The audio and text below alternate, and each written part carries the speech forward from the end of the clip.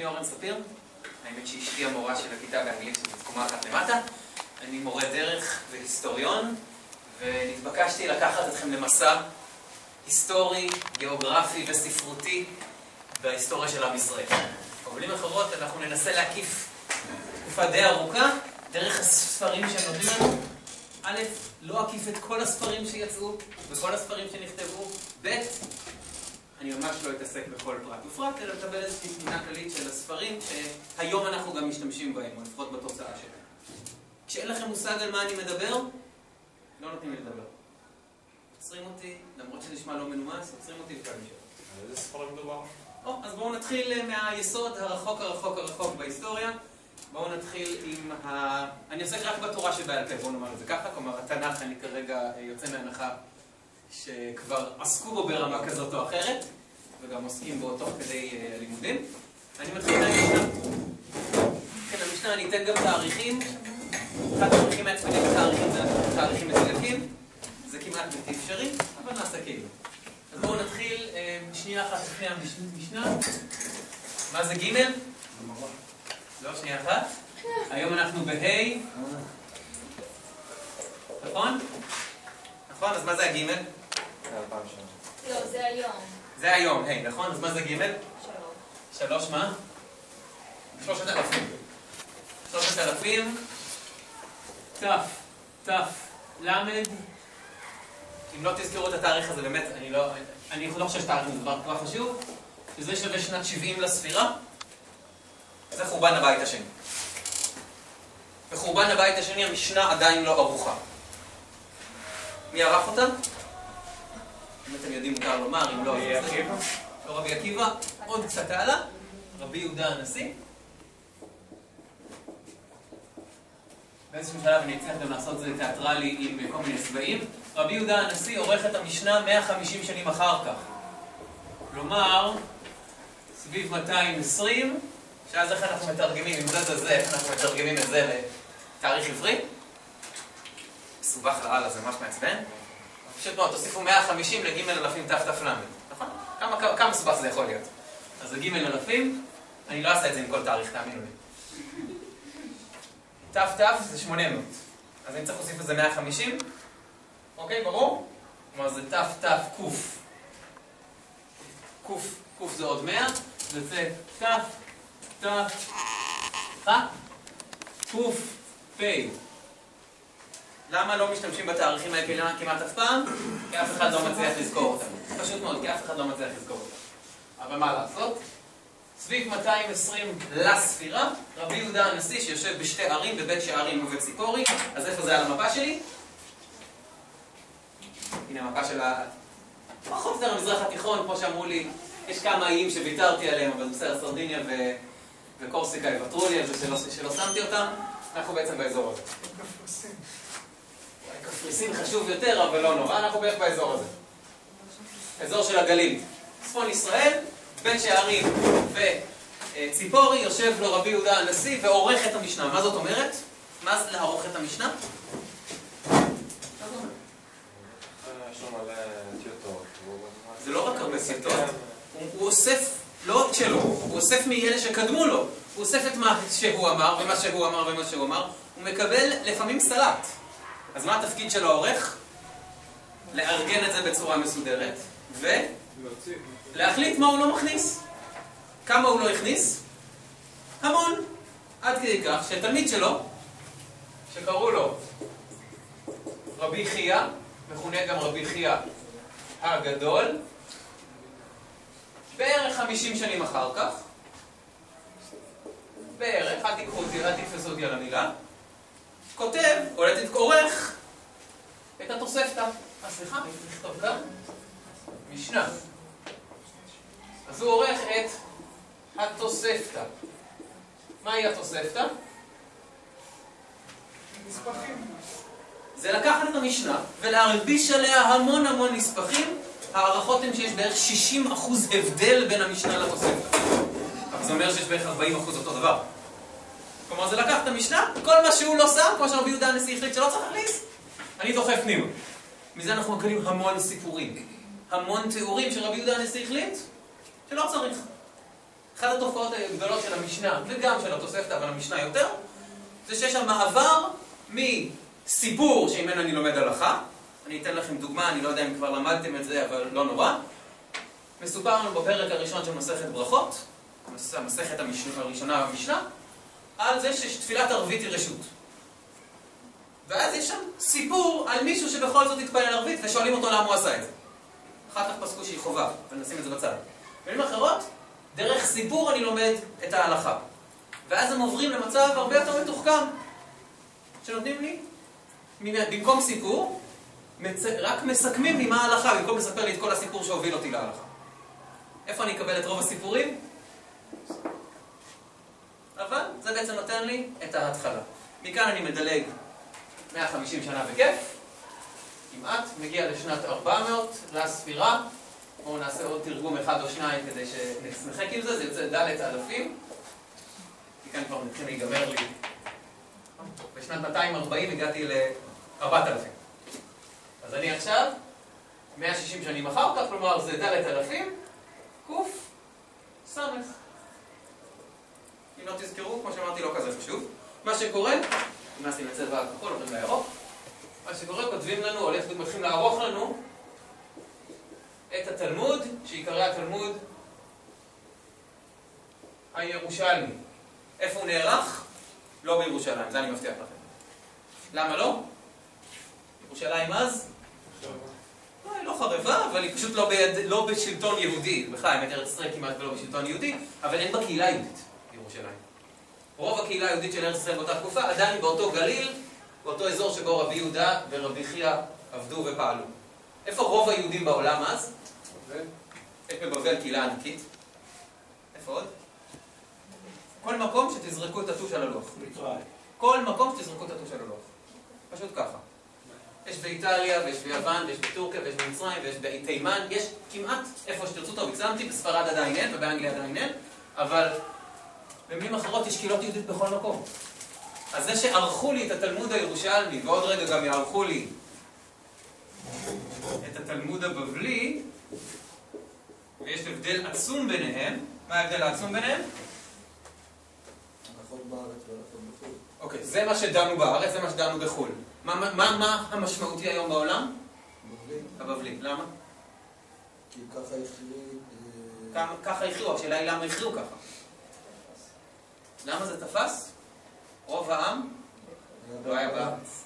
רוב העם לא היה בארץ. ואם רוב העם לא בארץ, מה קורה לנו?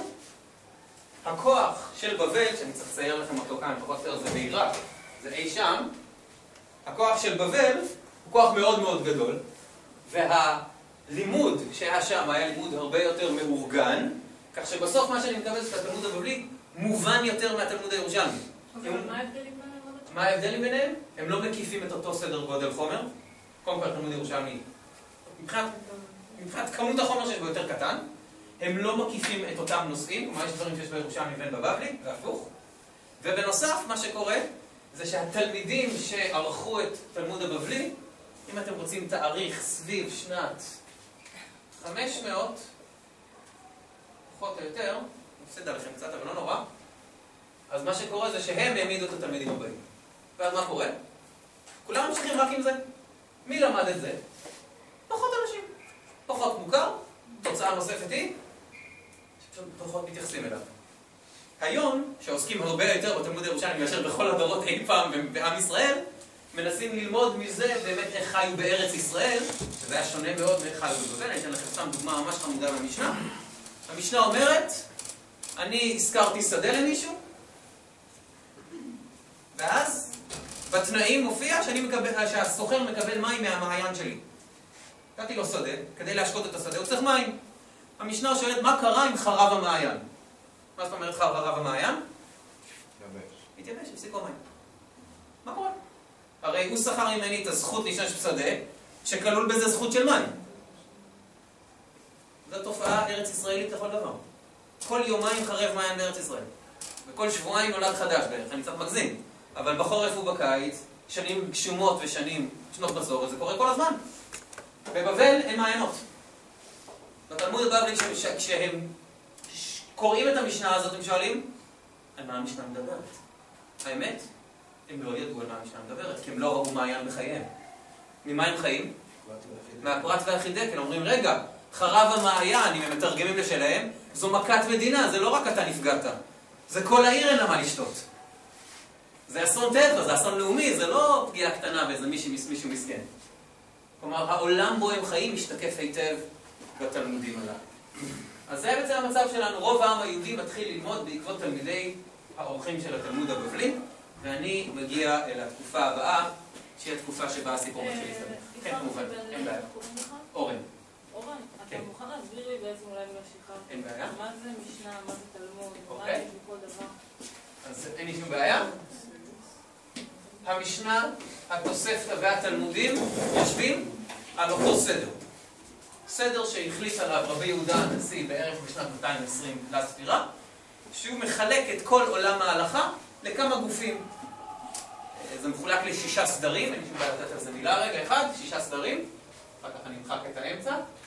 יש לי את סדר הראשון שהוא נקרא זרעים, שרובו עוסק במצוות התלויות בארץ, אחת המשמעותיות בהן יש שמיטה שאנחנו ממש בה כרגע, כלומר זה זרעים, זה מצוות שקשורות לארץ, כלומר לארץ ישראל. יש לי את מועד, שעל פי השם שלו אני צריך לצפות למצוא הרבה מאוד חגים, זה יהיה שבת וחגים. יש לי את נשים, שזה יעסוק בנישואין, בגירושין ובכדומה, בענייני משפחה ועוד כמה דברים. נזיקין, דיני נזיקין, יש כאן עורכי דין, לא יודע. מה זה דיני נזיקין? תן חצי משפט. נזק, מה זה? זה אנשים שנפגעים. יש לי, כלומר זה בית המשפט, שהוא לאו דווקא בית משפט שקשור לחגים או למצוות כלשהם. זה דיוני בית הדין. אדם פגע במישהו אחר, אדם גנב במישהו אחר, כלומר זה בעצם רוב הדיונים המשפטיים היומיומיים זה. בין אדם לחברו. מה? המעיין, זה בדיוק שם. משפט פלוס חירות פלוס המון נושאים שקשורים לנזק. בין אדם לחברו. יש כאן הרבה בין אדם לחברו. יש לי את קודשים. רגע, אני נראה לי מקום בלוח. מה זה קודשים? זה קשור לעבודת הקורבנות. שכרגע היא לא רלוונטית? ולמקדש. יפה, עוד רגע אני אעיר הערה.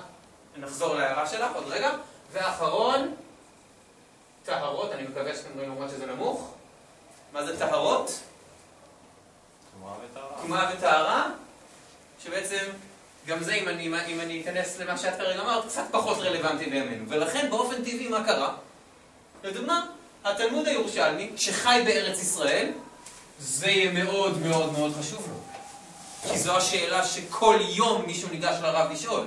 בשנת שמיטה הרבה יותר מאשר בכל יום אחר, אבל כל הזמן, לכן התלמוד הירושלמי מתעסק בסדר זרעים, התלמוד הבבלי, פשוט לא. כמעט, כאילו, מעט מאוד, הרבה פחות. מועד שניהם התייחסו, נשים שניהם התייחסו, נזיקין שניהם התייחסו, כי זה דברים שלא קשורים למקום וזמן. קודשים וטהרות יהיה עיסוק הרבה יותר נמוך. למה? כי הם קשורים מאוד לעולם המקדש, ואנחנו כאן, מתי המקדש? זוכרים? מתי חרב המקדש? מעל 300 שנים אחר כך, מעל 400 שנים אחר כך. אני רק אומר דבר אחד שלא אמרתי היטב, מה שנערך בשנת 400 זה דיונים בני 400 שנה. מה שנערך בשנת 500 זה דיונים בני 500 שנה. רק שהסוף, כמובן, הכמות הגדולה הוא כמובן מהסוף. רגע, וגם במשנה יש את ה6 סדרים? המשנה היא ה6 סדרים, וכולם עובדים לפי המשנה. כלומר, רבי יהודה הנשיא קבע לי אותם, וכולם עובדים איתם. לכן התוספתא, שהיא התוספות על המשנה, תצאת את 6 הסדרים, ומוסיפה עליה. התלמוד הירושלמי מוסיף על זה. עובדים באותו סדר.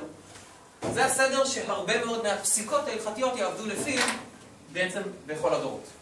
והמשנה קבעה לנו משהו יחסית נוח לעבוד איתו. חוץ מכמה שהחליטו אחרת, אנחנו נגיע אליהם בהמשך. תודה על השאלה, כי זה היה בהחלט במקום. ואני מוחק את כל מה שעשיתי עד עכשיו, ועובר אל התקופה הבאה בהיסטוריה. עוד רגע, נעשה את זה גם בצורה קצת יותר פשוטה מבחינת התאריכים. אולי בשביל התיעוד שיהיה טוש יותר כהה.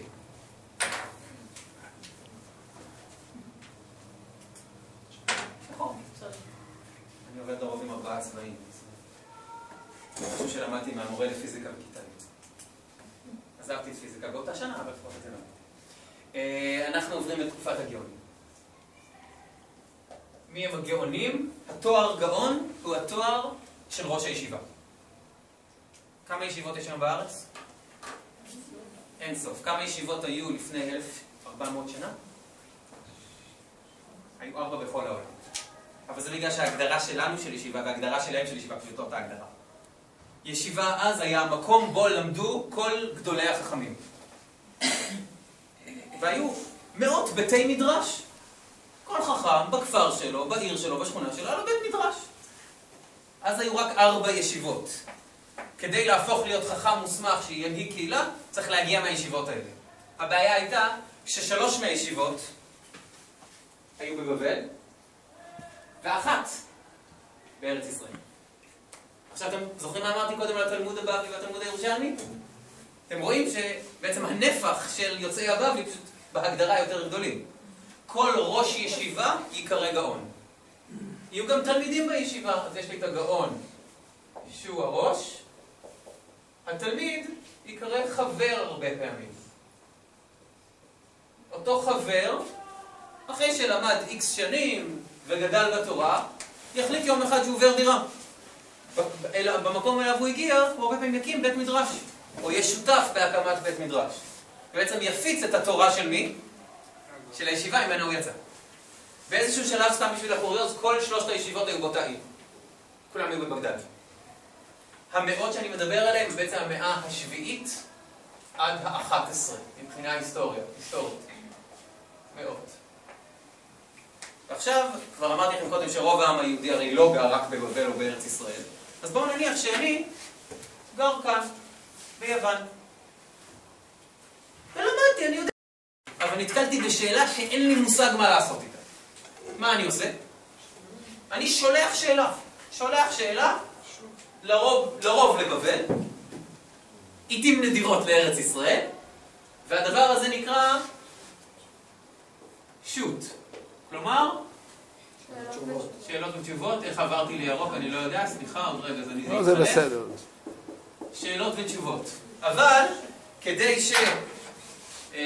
יקשיבו לי, כדי שאני אסביר שאני בקשר, זה לא סתם נחתתי משום מקום שאלתי שאלה. אני בקשר רציף. אני גם לפעמים יצא לחופשה לישיבה. ואז מכירים אותי שם.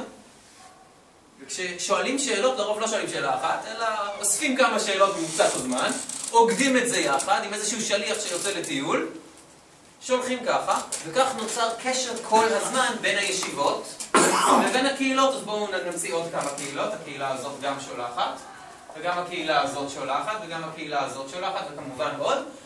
אבל זה אומר שגם אני מקבל תשובה מהישיבה. ואם אני מקבל תשובה מהגאון, אז הוא מספר לי מה קרה בינתיים. וכך מעבירים גם ידיעות, מה קרה בעולם היהודי כאן, מה קרה בעולם היהודי שם. זה בעצם מאחד את הקהילות לכדי קהילה אחת, שתמשיך לעבוד כל הזמן עם הקשר הזה. מה יקרה כשתחרב בגדד? יהיה בלגן. הבלגן התחיל קצת קודם כבר, אבל כשהישיבות האלה פשוט ייעלמו מעל פני האדמה, יהיה בלגן. לא יהיה את מי לשאול. ואז ייווצר לנו משהו שאליו אנחנו מגיעים תוך כדי תקופה. אוקיי, אז זאת תקופת הגאונים. אמרנו שיש לנו גאון ויש לנו חבר. ישיבה אחת בארץ ישראל שזכתה לשם ישיבת ארץ הצבי.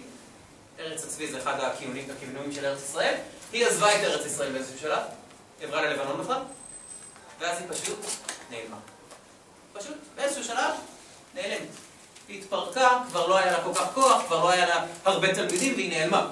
לעומת זאת, התיאורים בישיבות בבבל זה שיש שם 400 ו-500 תלמידים שיושבים ולומדים שם. כל אחד מהם תיאורטית הולך להיות עוד דור ראש קהילה. זו עוצמה אדירה של הישיבות הבבליות. ואז מתחילים לטייל עם כל מיני יהודים, יוצאים מארץ ישראל, מחפשים מקום יותר טוב לגור בו, נוחתים בדרום איטליה. מישהו כאן אי פעם מתפלל עם איטלקים? כמעט ואין כאלה בעולם, אבל לפני כמה עשרות שנים היו הרבה יותר. מנהג שונה לגמרי מכל המנהגים. תיקחו סידור של קהילת בני רומא או איטליה, תגלו שזה פשוט משהו אחר. הוא לא דומה לספרדי ולא דומה לאשכנזי. גם לא לתימני. משהו מיוחד. קהילה אחרת. למה? כי משומרים בה, כלומר נזכרים בה, המנהגים של ארץ ישראל, שכמו שאמרתי עד עכשיו, תמיד איך שהם נדחקו לשוליים, כי הבבלים היו עוד הרבה יותר חזקים.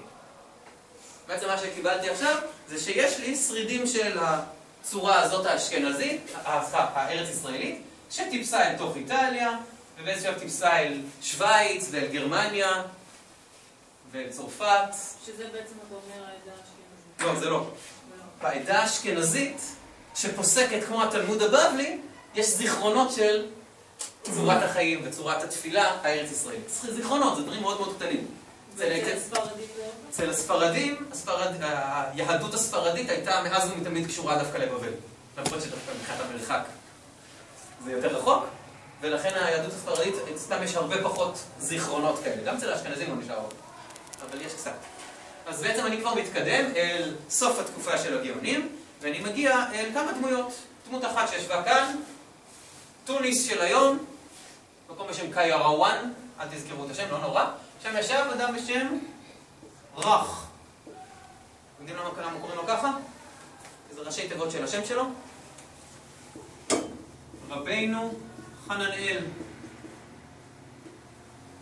דמות לא הכי מוכרת ונגיד זה ככה, יש רבים נוספים. למה? בכל זאת אני מזכיר אותו, הוא כתב פירוש של התלמוד.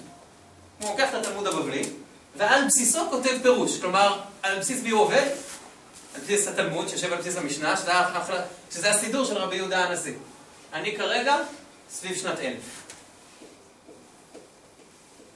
לספירה. מאות שנים אחר כך, ככה הוא בעצם כותב פירוש. מאוד מאוד קרוב לזמנו, יושב כאן, באלג'יריה, בעיר פס, אדם בשם ריף.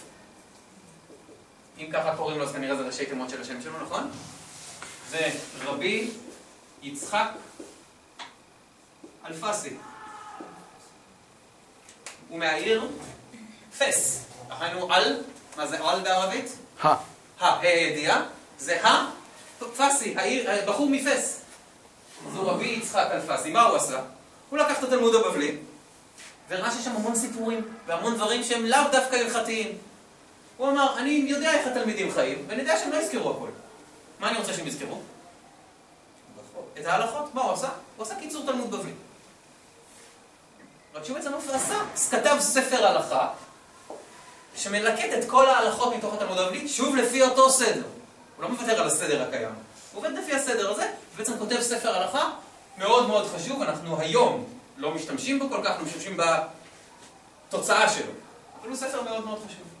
כלומר, מה קורה? יש לי קהילות גדולות מאוד כאן. אין לו ישיבה. הוא לצדיק לא יודע שיש לו ישיבה. יש לו המון תלמידים. אבל אין לי ישיבה, יש לי בית מדרש. נכון? ישיבות יש רק שם. עד שהם נעלמו, ואז התחילו להקים ישיבות בהרבה מקומות נוספים. רק הם לא תמיד קראו לעצמם ככה. אז זה שתי דמויות מצפון אפריקה. בואו נעבור על דמויות פחות או מאותה תקופה, רק מגרמניה וצרפת, מכאן. שם יושב לו אדם שהשם שלו רגמה. ככה זה בקיצור, מה לעשות? רבינו גרשום. מה ההבדל בין רבי לרבינו? אין שום הבדל. שום הבדל. בתנאים ובאמוראים היה. שם היה הבדל בין רבי לרב כדי לזהות האם הם תנאים או אמוראים. אחר כך זה פשוט איך שהקהילה קראה לו. לפעמים קראו לו רב, לפעמים רבי, לפעמים רבנו. אז זה רבינו גרשום מאור הגולה. שימו לב לאמירה הזויה הזאת, מאור הגולה, כלומר זה שעושה אור בגולה. מה זה אומר לנו עליו? הוא כנראה הייתה לו השפעה אדירה. הרבה אנשים למדו ממנו, ויש לנו דבר שנקרא תקנות רבינו גרשום מאור הגולה. תקנה, מה זה? יש לי הלכה, יש לי מנהג, יש לי גם דבר שנקרא תקנה. מה זה תקנה? זה לא הלכה, אבל אני מודיע לכם שמעכשיו אנחנו עושים כך וכך. למה? כי אנחנו לא רוצים להסתבך. לדוגמה, שתי תקנות מאוד מפורסמות שלו, שתקפות עד היום, שאסור לשאת אישה שנייה. אסור. הרי יעקב אבינו, בפרשת שבוע לפני לא כל כך הרבה זמן, נשא שתי נשים, נכון? והוא לא היחיד. הוא נשא יותר משתיים, שתי אחיות. אבל בעצם, הוא החליט שאסור. למה הוא החליט שאסור? האמת אין לנו מושג. היסטוריונים רבים על זה כבר 200 שנה. תיאוריות שונות ומשונות. יש הרבה תקנות היום שבעצם מישהו החליט יום אחד שהוא אוסף אותם ומאז... אם אני, אם אורן ספיר יחליט תקנה, סבנה שאף אחד לא יתייחס אליי, נכון?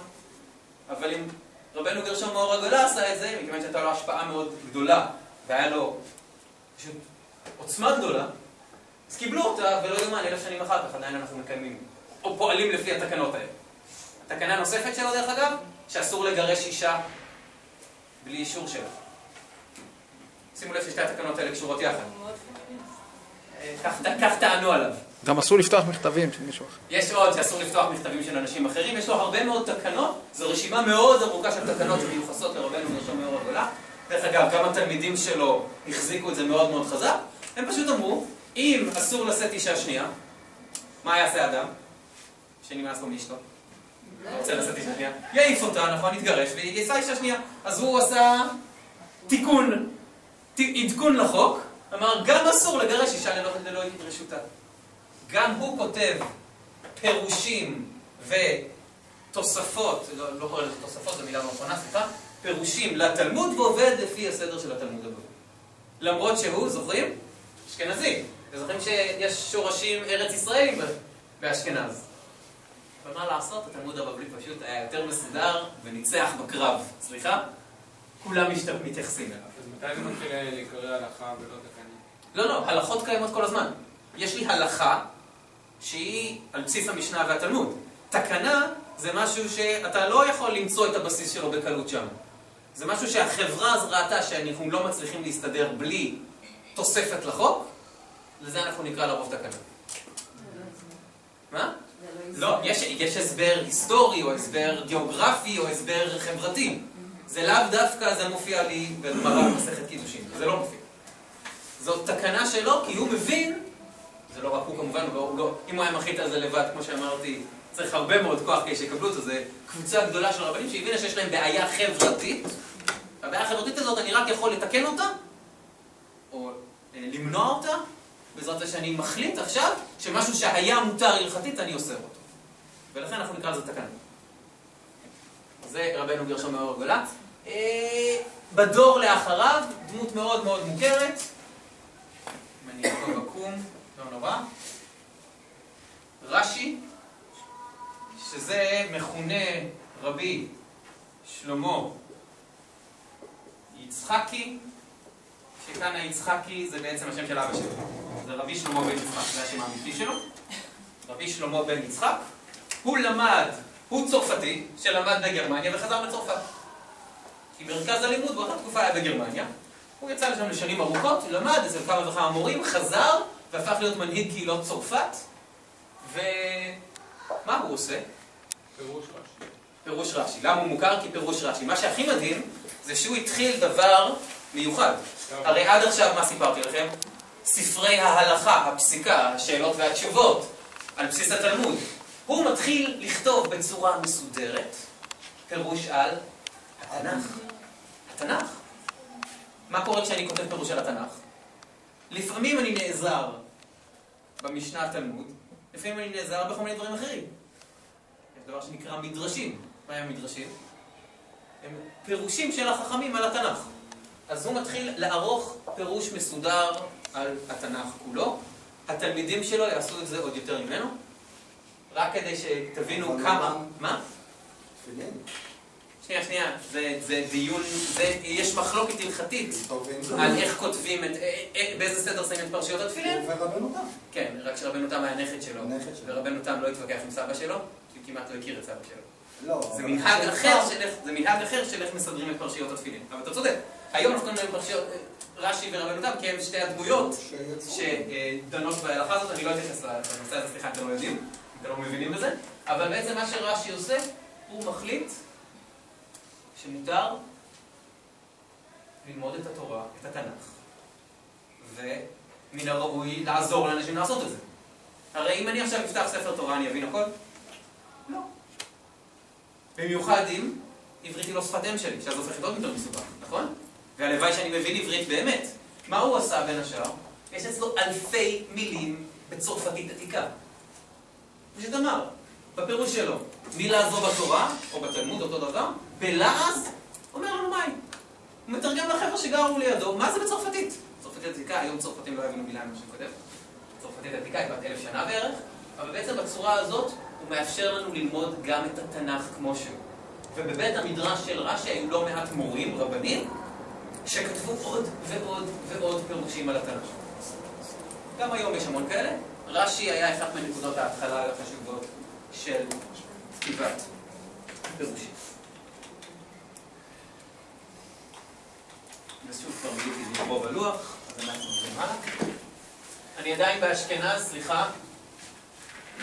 יש בעיה גדולה היסטורית, וזה שאנחנו יודעים על חלק מהתקופות הרבה יותר במקומות מסוימים מאשר במקומות אחרים, אבל אני מתנצל, אני עדיין באשכנז, למרות שמספרית היא לא הייתה הקהילה הכי גדולה. ואני מגיע לנכדים של רש"י, אחד המפורסם בהם הוא זה, המכונה רבנו תם, שהשם האמיתי שלו זה רבי יעקב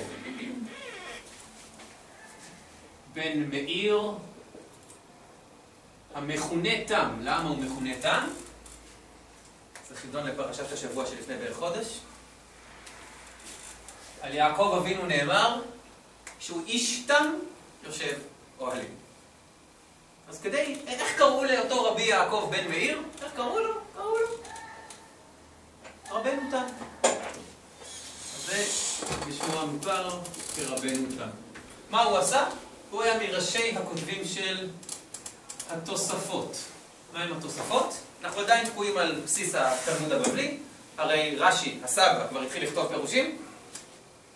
האח של רבנו יעקב תם עוזר לסבא, האח הגדול, שהגדול ממנו בערך ב-15 שנה, עוזר לסבא, ובאיזשהו שלב אומרים, נפלא, יש לנו פירוש מסודר על כל התלמוד, כלומר, אנשים שלא מבינים, אפשר לעזור להם, אבל הם גילו שלפעמים הדיון בעניין ברכות סותר את הדיון בעניין הלכות המקדש. יש להם מסקנות שונות, אז הוא לא יכול להיות, הרי זה אותו סיפור, נכון? בטוח יש כאן איזשהו היגיון. אז הם מתחילים ממש בודקים את כל האופציות השונות ומוצאים פירושים נוספים, ומזה גם פסיקות הלכה. התוספות הן בעצם הדרך לקרוא את כל התלמוד במכה אחת, ולכן הגיע הזמן לצייר לכם דף תלמוד. ראיתם פעם כזה דבר? ראיתם פעם דף תלמוד? בדף התלמוד יש כמה חלקים. יש את המרכז, שזה הטקסט עצמו. כאן יהיה לכם גם את המשנה, וגם את הדיון התלמודי עליה. מה שמכונה כאן הרבה פעמים ברא. אני אעשה עצמי חיים קלים, זה מתחלף לפי צד לצד, אבל בסך הכל, צד אחד יהיה רש"י, כל זה, ככה, והצד השני יהיה תוספות. יש כמובן עוד כמה דברים, אבל באופן כללי כך נראה דף גמרא.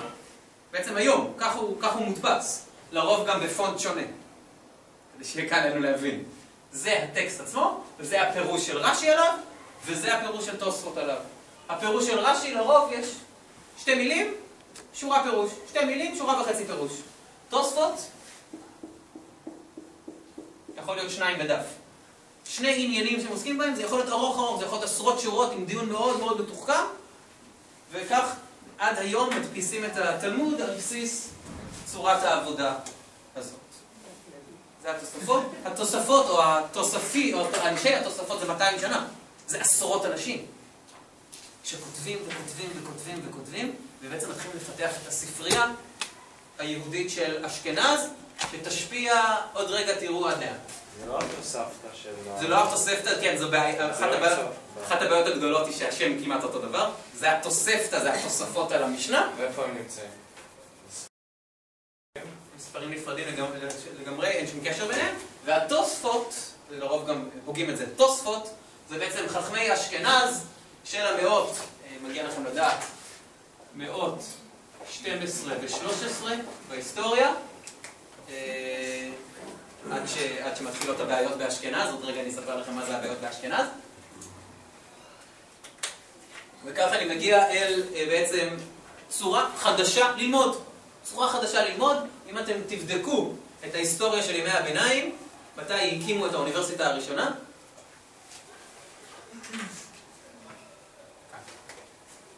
מה המטרה של האוניברסיטאות באירופה? באותו מקום, באותו זמן. מה המטרה של האוניברסיטאות? נצרות. לא רק נצרות. פילוסופיה, תיאולוגיה, ספרות, זה מקומות של לימוד, ואחד הדברים הכי חשובים של הלימוד שלהם הוא עוד רגע, אז אני אנצל את זה, תודה רבה. אחד הדברים החשובים של הלימוד שם זה להשלים מידע, להשוות בין זה לזה, וזה בדיוק מה שהתוספות עושים. הם משווים בין נושאים שונים ורואים האם הם לפעמים מתאימים או לא. תודה לשחל. גמרא. כך זה נראה. זה הטקסט. פירוש רש"י. תוספות, אתם רואים שיש כאן, אתם לא צריכים לעבוד קשה מדי, לראות שיש כאן מילה אחת, נכון? בולטת.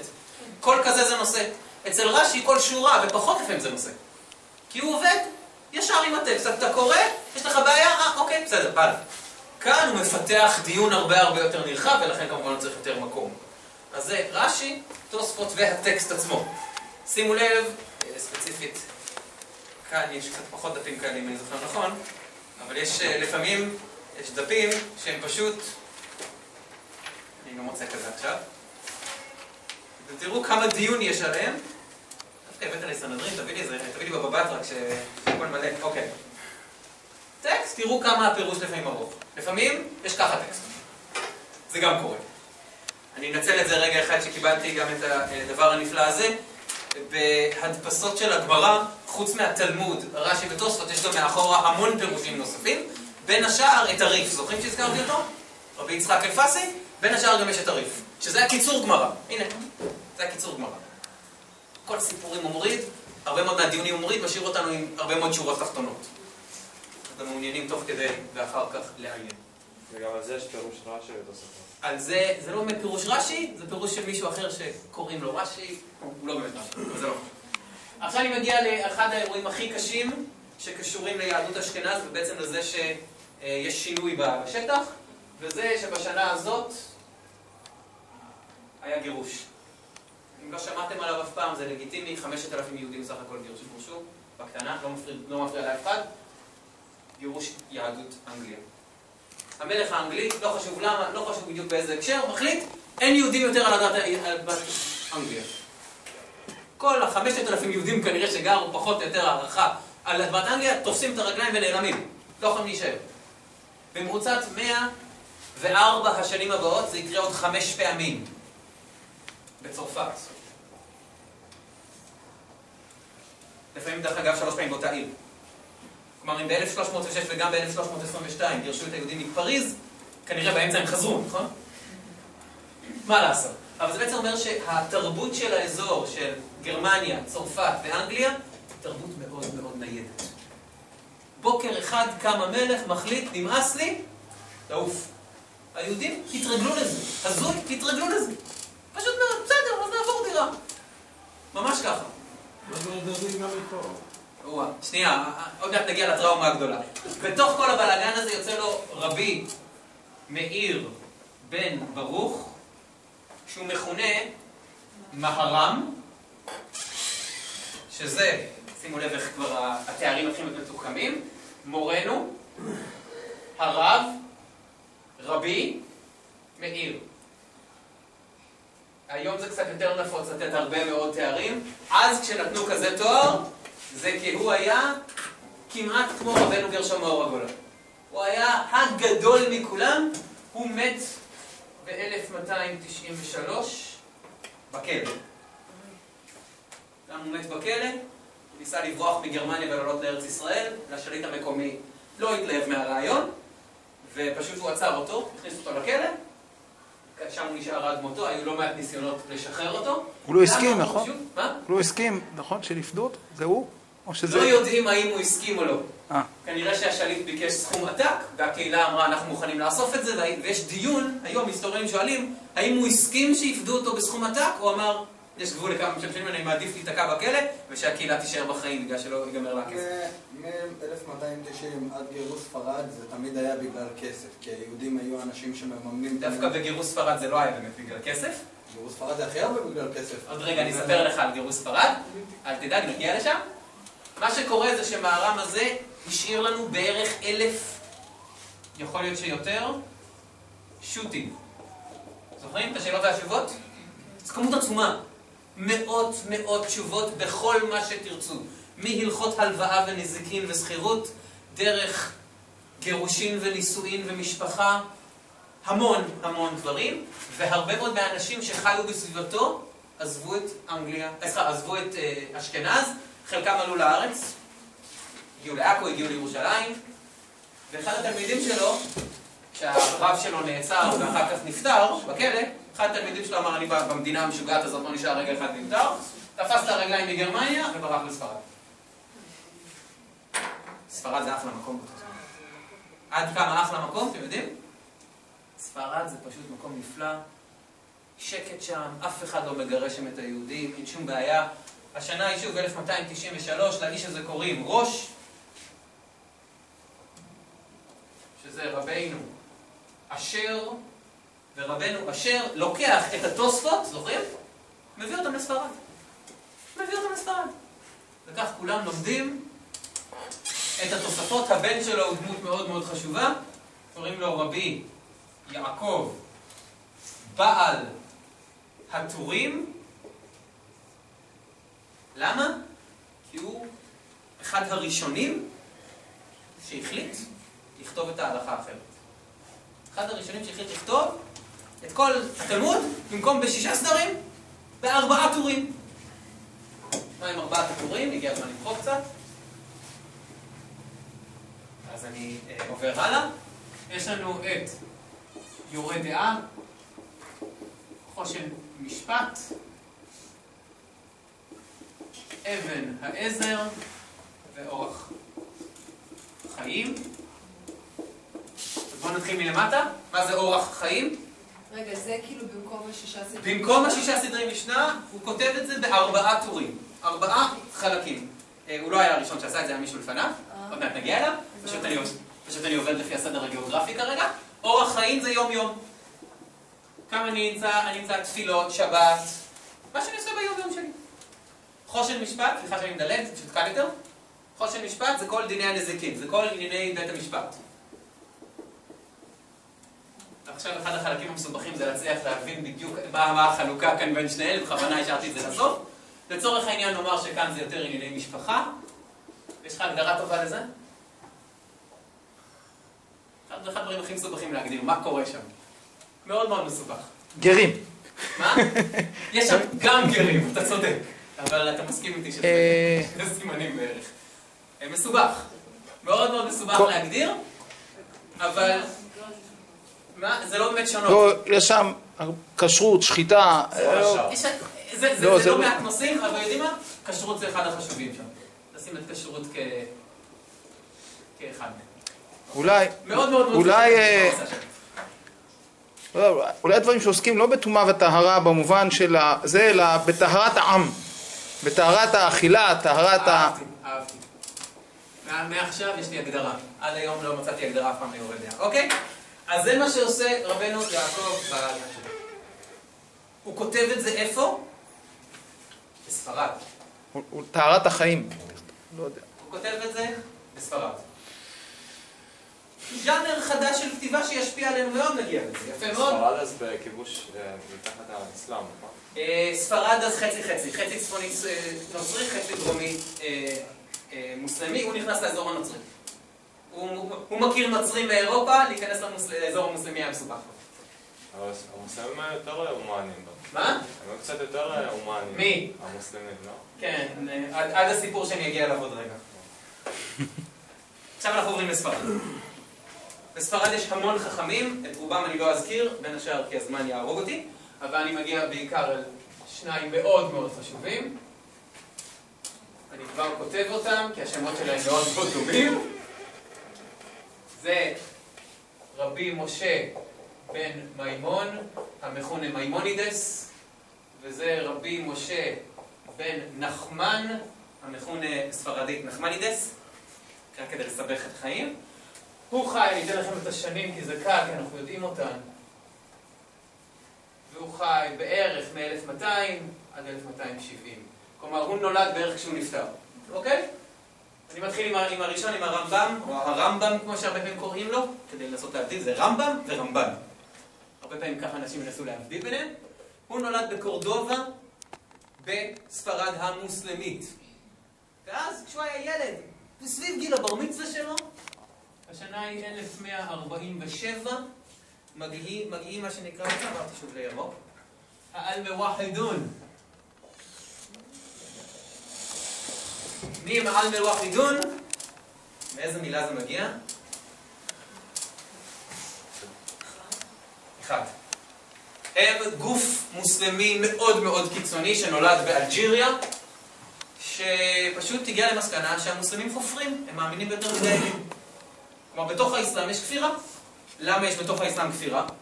כי גרים לידם נוצרים ויהודים בין השאר. מה הם עושים? הם יוצאים למסע אדיר. זה דאעש מסוג אחר קצת. הם פשוט יוצאים למסע, חוצים את מצר גיברלטר, כובשים את ספרד בסערה, לקח להם חצי שנה בערך. את כל ספרד המוסלמית, איפה שהנוצרים לא כך מגיעים. ובעצם הם דואגים לזה שלא יהיה אף אחד לא מוסלמי בשטח. כלומר, המשפחה של הרמב"ם, יש לה שתי אפשרויות. שלוש. למות, להתאסלם או להיעלם. הם בוחרים בשלישית. הם פשוט תופסים את הרגליים, עושים הדבר הכי הזוי. הם יוצאים מספרד והולכים לאלג'יריה. למה? זה קרוב. אבל שם לא התחנה הסופית. משם הם בורחים לארץ ישראל. תוקח זמן, ובסוף הרמב"ם מתיישב במצרים. בסוף הרמב"ם מתיישב במצרים. ובמהלך כל זה הוא בעצם למד המון על העולם. פגש המון קהילות, פגש המון אנשים. למד גם רפואה בדרך, למד המון תורה, ובסוף הוא מוציא לנו שני דברים גדולים. אחד נקרא משנה תורה. מה זה משנה תורה? אתם מכירים? יש לנו בתורה כזה. ספר דברים, הכינוי שלו הוא משנה תורה. אז הוא כותב את המשנה תורה, המכונה גם היד החזקה. מה זה היד החזקה? י"ד 14. זוכרים שאמרתי שכאן יש לי מהפכה עם 4 טורים? הוא כתב את זה ב-14. אני לא אצטט לכם את כולם ולא אסביר לכם כולם, למרות שהשמות שם הרבה יותר פשוטים. אבל בעצם הוא מחליט לקחת את כל ההלכה ולסדר אותה מחדש ב-14 קטגוריות שונות, כשהוא בעצם אומר, מי שלא מבין את התלמוד, את הספר הזה יבין. בכמה זמן הוא עושה את זה? עשרות שנים. עשרות שנים. תקשיב, כי אתה מקבל מינוי טוב כרופא של הסולטן, כנראה יש קצת זמן פנוי. הוא היה רופא הסולטן בקהיר במצרים. וזה מה שהולכים לפי זה היום? יפה מאוד. המשנה תורה לרמב"ם הוא היד החזקה, הוא אחד הספרי ההלכה הכי חשובים היום. זה, שימו לב, נכתב במאה ה-12. נכתב לפני יותר מ-800 שנה. ספר מאוד מאוד חשוב. עוד דבר שהוא נותן לנו, מורה הנבוכים או מורה נבוכים, מכונה לפעמים גם סתם המורה, ספר פילוסופיה מאוד מאוד עמוק, מאוד רציני. אנשים שוברים את הראש כדי להבין הרבה פעמים מה שהוא כותב. ספר פילוסופיה, כלומר הוא היה איש הלכה וגם איש דעת ומחשבה, אדם שלמד הרבה פילוסופיה והמדעים של אותה תקופה, וניסה לאמת בין התורה שלו למדע שלו ולשלב גם ביניהם. הוא כותב בערבית, נכון? מה? זה נכתב בערבית, זה נכתב בעברית.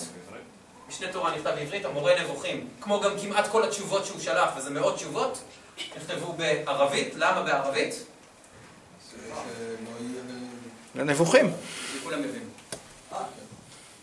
רוב העם היהודי גר תחת שלטון האסלאם באותו זמן, ערבית היא שפה ראשונה, עברית שפה שנייה, למה לא לעשות להם חיים קלים? אבל הוא אמר, יש גם כאלה שלא יודעים ערבית. במשנה תורה אני כותב את כולם, לכולם. אני אסביר לכם עד כמה העוצמה שלו הייתה אדירה. הוא יושב כאן בקהיר, על הנילוס, הוא נשאל שאלות מצרפת. מצרפת שלחו אליו שאלה. יותר מעט. אז זה כדי להבין איזו עוצמה אדירה הייתה לו. סתם בשביל הקוריוז, הוא גם טיפל לא מעט בבעיות יהודיות בגלל הקרבה שלו לסולטן, הוא טיפל בבעיות חברתיות וקהילתיות של היהודים בתקופתו. רמב"ן, הוא סיפור אחר, הוא נולד בברצלונה. ברצלונה, תחת ספרד הנוצרית. ואז הוא היה רב מאוד מוכר, הוא עסק גם בקבלה, גם בשאלות ותשובות, גם בהלכה. ואז בשנת 1263 היה לו מזל רע, או איך שתקראו לזה. מה שקורה זה שפשוט המלך המקומי מחליט שעושים עכשיו ויכוח פומבי בין היהודים לנוצרים, בחרו את אחד מהכמרים הרציניים של כנסיית ברצלונה, ובחרו את הרמב"ן, תתווכחו. על מה? על האם היהדות או הנצרות היא הדת האמיתית. מה הבעיה? מי המארח? המלך הנוצרי. למי אסור לנצח? ליהודי. אבל אם הוא יפסיד, יצפו ממנו להתנצר. אז אסור לו להפסיד. קיצור הוא מלכוד, הוא ניצח. מסתבר שתקצר יותר חכם ממי שנאבק בו, ופשוט שבת בבוקר קצת אחר כך, המלך הקשיב לטיעונים והשתכנע ממשהו. הוא המלך נוצרי, אבל הוא אמר לכומר, תקשיב, לא שכנעת אותי. אני מאמין כמוך, אבל לא שכנעת אותי. ואז הקהל מתחיל להתעצבן. שבת ניגש המלך, נכנס לבית הכנסת של הרמב"ן. אתה תוכל את 7 שנים. שנייה, עוד רגע תבין. נכנס לבית הכנסת של הרמב"ן, אומר לו, אדוני יקר, טוס מהמדינה שלי. פשוט תעוף מכאן. קח קצת זמן, נתנו לו קצת ארכה, בסופו של דבר הוא בורח מספרד, מטלטל לו בדרך, מגיע לעכו, את 3 שנותיו האחרונות הוא חי בעכו. הוא נפטר בארץ ישראל. הרמב"ן בעצם מספר לנו יפה מאוד את מה שהולך לקרות עכשיו ליהודים בספרד. רק 200 שנה לפני. אתם מכירים, אני מניח שאת התאריך 1492 אתם מכירים, נכון? אבל את התאריך הזה אני מניח שאתם לא מכירים. 1391, המכונה גזרות קנ"א. למה קנ"א? זה פשוט התאריך העברי. גזרות קנ"א, שוטפות הנוצרית, מהומות, שמכריחות יהודים להתנצר. כאן מתחילה תופעת האנוסים. שמעתם על האנוסים? מה זה האנוסים? מה זה האנוסים? זה יהודים שהכריחו אותם להתנצר, נכון? האם הם יהודים? כן, הם יהודים עדיין, כי הכריחו אותם להתנצר. יהודי הישראל אף על פי שחטא ישראל.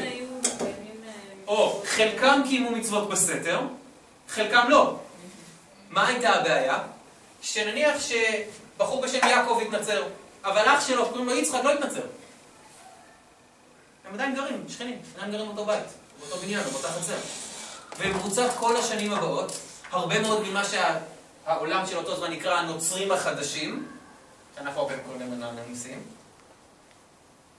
מנסים לחזור ליהדות, כי חלפו 10 שנים, נרגעו הרוחות, לחזור.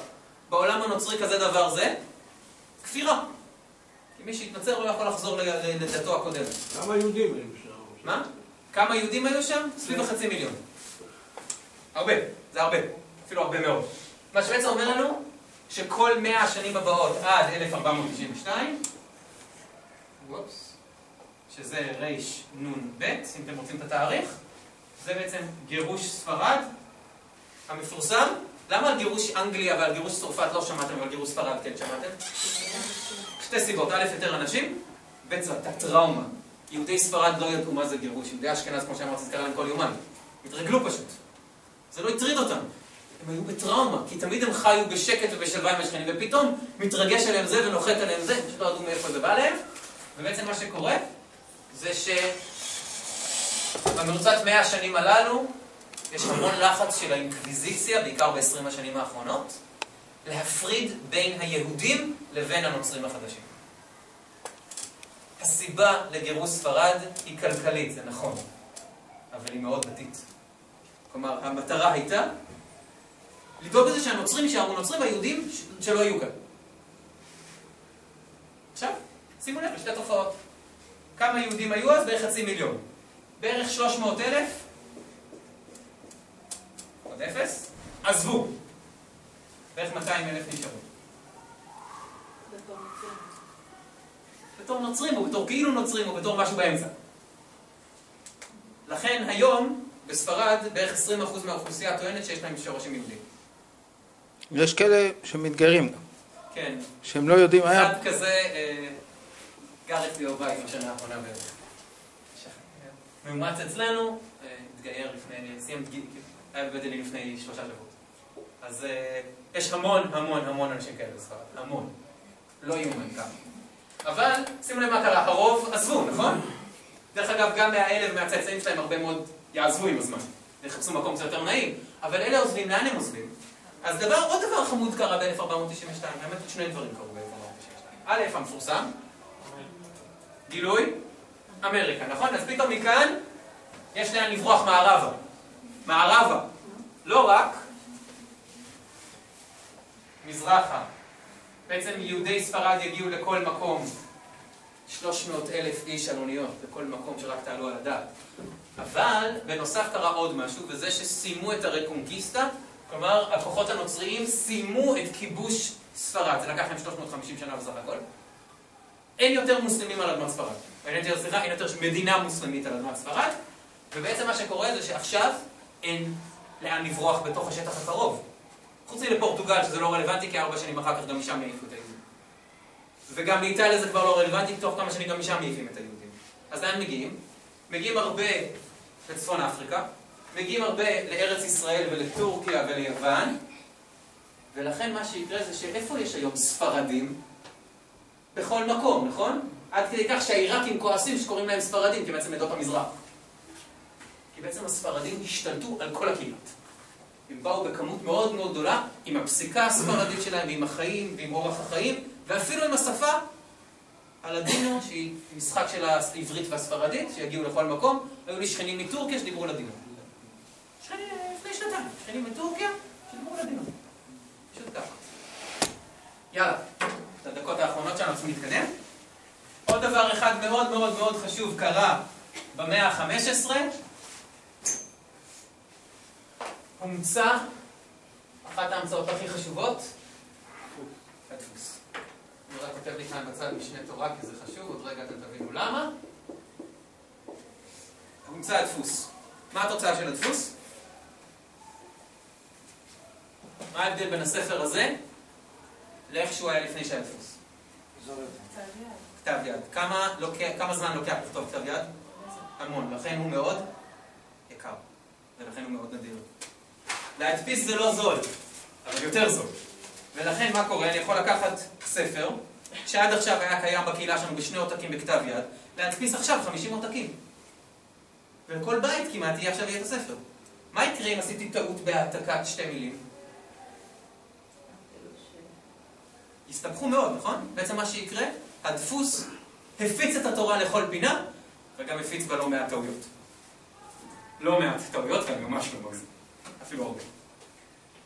אבל, בדיוק בתקופה הזאת, צאצא של אחת המשפחות שברחה מספרד, והגיע עד לצפת, קוראים לו רבי יוסף קארו, מגיע למסקנה שחלפו הרבה מאוד שנים מאז שכתבו את ספרי ההלכה הקודמים, חייבים לעשות סדר. אז הוא כותב את השולחן ערוך. שימו לב לשם של הספר הזה. שימו לב איזה הכרזה זאת. משהו מסודר. תקראו את זה, תראו מה קורה. על בסיס מה הוא עובד? הוא לוקח את 4 הטורים האלה, האמת שכבר לפני זה הוא כתב פירוש על 4 הטורים, לוקח את זה, כותב את השולחן ערוך. זה על בסיס 4 הטורים, כלומר, אלה יהיו השמות של החלקים שלו. אבל קרו עוד כמה דברים בינתיים. יש גם את הרמב"ם, וגם, לא תאמינו, זוכרים את הריף? רבי יצחק אלפסי, כבר 500 שנים חלפו. הוא לוקח את 3 הספרים האלה, אוסף אותם יחד. מכיוון שעכשיו יש תקשורת יותר יעילה, ויש גם דפוס, מה שקורה, אני במאה ה-16, אם אתם רוצים את התקופה, מה שקורה זה שבדיוק באותו זמן יושב לו בפולין, יש הרבה יהודים בפולין, כי כמעט כל מי שגורש מכאן הלך מזרחה, יושב לו רבי, סליחה, אני אקרא לו קודם כל בכינויו, רמה, רבי משה איסרליש, ומחליט לעשות בדיוק אותו דבר. בדיוק לכתוב אותו דבר כמו שרבי יוסף קארו עושה. ואז הוא שומע, רבי יוסף קארו עושה את זה. בסדר, נחכה יום-יומיים, שבוע, שבועיים, שנתיים, מה יקרה? נקבל עותק, נכון? יש דפוס. ואז הוא כותב על השולחן הערוך ספר שיקרא, שימו לב איזה חמוד, המפה. הוא פורס מפה על השולחן. למה? כי הוא אומר, רבי יוסף קארו עושה עבודה נפלאה, הוא השתמש בכל החומר הקיים. אבל הוא נתן לי את הפסיקה של המשפחה שלו מספרד. ואני אשכנזי, יש לי מנהגים אחרים. אז אני לוקח את השולחן ערוך, ופשוט פורס עליו תיקונים ותיקונים שינויים בשביל אשכנזים. במקום לכתוב כל הספר מאפס, וכמובן עשה לו חיים הרבה יותר קלים. וכך, היום, אחד הספרים הכי חשובים שאיתו פוסקים, זה בעצם השולחן ערוך, פלוס המפה. אבל הספרדים בעצם היו אשכנזים במקור. לא. הם לא... יש שם- רוב הספרדים היו שם קודם. זה שיש את החץ הזה, זה בעצם יוצר לי קשרים והשפעות. נכון? הטור הגיע מאשכנז לספרד, והנה הטור שהגיע לשולחן ערוך. בלי זה, רבי יוסף קארו לא היה מכיר את הספר. בלי המעבר הזה, והחיבור בין האשכנזים לספרדים. הרוב היו שם קודם, זו תנועה קטנה שרק עשתה חיבור. בעצם מה שקיבלנו זה שבמאה ה-16 נערך, מודפס ומתחיל להיות מופץ ספר לכולם, שמנסה לעשות סדר בהלכה עם כל הדעות וכל השיטות, מכיוון שכבר חלפו מאז כמעט 500 שנה, אתם מבינים שמאז נכתבו עוד לא מעט ספרים, שהם מנסים לעשות את זה שוב ושוב ושוב. אבל הכל, מעכשיו הכל יעבוד עם זה. כלומר, פסיקת הלכה היום כמעט לא תמצאו בלי איזשהו רפרנס ואיזשהו הכוונה לשולחן ערוך. כי הוא פשוט מאוד מאוד רלוונטי ומאוד מאוד חשוב ועוזר לנו לעבוד. אז אני אתן לכם רק 3-4 דוגמאות, ועם זה בעצם אנחנו מסיימים את שיעורנו כזמן מותר. אז יש לנו את, ניתן לכם אחד חשוב ספרדי, מה שנקרא ילקוט יוסף, שזה על בסיס, אם כי לא רק, הרב עובדיה יוסף שנפטר לפני לא הרבה זמן, שנה וחודשיים, משהו כזה, שנה ו3 חודשים, ספר עצום, זאת אומרת, הוא כמה וכמה כרכים. הוא מחולק לפי נושאים, הוא בעצם הזה שהוציא את זה עבור אבא שלו. הוא בעצם הזה שהוציא את זה עבור אבא שלו, אבל זה על בסיס הפסיקות של אבא. ילקוט יוסף זה ספר מהמאה ה-20, כלומר זה ספר עכשיו. יש לנו גם ספרים קצת יותר עתיקים, אבל אחד הדברים הכי נפוצים שתמצאו זה דבר שנקרא קיצור שולחן ערוך. כלומר, לקחו את זה, פלוס את זה, ועשו מזה קיצור. יש כזה. יש גם דבר שנקרא קיצור שולחן ערוך, או בדיוק ספר מקור חיים, שהוא גם ספר פסיקה ספרדי לפני בערך 50 שנה, של מי שהיה הרב של תל אביב לפני הרב עובדיה יוסף, הרב חיים דוד הלוי. גר, אם אני לא טועה, ממש בשכונה הזאת, או לגר. אחריו. מה? הרב עובדיה, אני חושב, הוא היה רב של תל אביב. כן, אבל נראה לי שהרב חיים דוד היה אחריו. אחריו. אני חושב. אבל אני אתן לכם עוד 2 ספרים אשכנזיים. יש את קיצור שולחן ערוך האשכנזי, ויש ספר אחר, קצת יותר מעניין, שנקרא ערוך השולחן. מה הוא עשה? הוא הפך את השם. הוא אמר, רגע, אני כותב את הכל מחדש. הוא כתב את הכל מחדש. מעט מאוד אנשים פוסקים לפיו, אבל הוא מאוד מבריק. בין השאר כי הוא עושה דבר אחד מאוד חשוב, הוא גם עסק בהלכות שלא רלוונטיות. מצוות התלויות בארץ, מקדש. הוא אומר, רגע, שנייה. זה ש-1500, 1700 שנה חלפו, זה לא אומר שזה לא יהיה רלוונטי מחר הבוקר. הרמב"ם גם עשה את זה, אבל זה היה פחות מוכר. הוא עשה את זה, ונראה לי כמעט הכי חשוב היום, ספר שנקרא משנה ברורה, ספר מראשית המאה ה-20, שהוא לוקח את השולחן ערוך, ושוב, מעדכן אותו על בסיס ימינו אנו. כלומר, נגיד זה ככה, אני עושה חיתוך מאוד לא יפה, רוב הספרדים היום יעבדו עם זה, רוב האשכנזים היום יעבדו עם זה. חיתוך מאוד לא יפה, אבל די טוב. מה עשינו שעה שלמה שדיברתי בלי הפסקה? מה עשינו? בעצם עשינו מסע שהראה לנו דבר אחד איך העם היהודי מתפזר ומתפרס לו ברחבי הגלובוס האירופו-אפריקאי. כלומר, אמנם זרקתי זה שיש גם אנשים שהגיעו לעולם החדש, זה כבר דיון בפני עצמו. בנוסף, הראיתי לכם קצת את הכיוונים וצורות העבודה וצורות הפרשנות. איפה מתחילה לי פרשנות בתנ"ך, איך עובדים על בסיס התלמוד, ואז רגע, יש אופציות חדשות, יש אופציות אחרות לעבוד איתם. יש חישוב אחר, סידור אחר, יש כמה וכמה סידורים שאפשר לעבוד איתם לכל פסיקת ההלכה. אם תקראו קטע בגמרא, נעשה סיפור אחד קטנצ'יק, בפינה למעלה יש הכוונות לספרי ההלכה שפוסקים על בסיס הדיון שנמצא כאן. כלומר, כאן יש דיון, יהיה כאן עוד כזאת קטנה שמוציאה אתכם לפינה, כאן יהיה כתוב במימוני, כלומר אצל הרמב"ם, הלכות כך וכך, פרק כך וכך. שולחן ערוך, סימן כך וכך. כלומר, יגידו לכם איפה זה מופיע בפסיקה יותר מאוחרת. כלומר, אפשר לראות יפה מאוד איך מתוך התלמוד, שזה כמובן לוקח אותנו אחורה מהמשנה, אפשר להגיע עד להיום, עד לאיך היום פוסקים. אז זה היה קצת ארוך, אבל בעצם ניסיתי להקיף היסטוריה, גיאוגרפיה וספרות במכה אחת בשעה אחת. אז קודם כל תודה רבה על הנוכחות ועל ההקשבה. אני מקווה שעכשיו כשיזכירו ספר, איכשהו יתחיל להתמקם בהיסטוריה, איפה, מי וכן הלאה. אז תודה.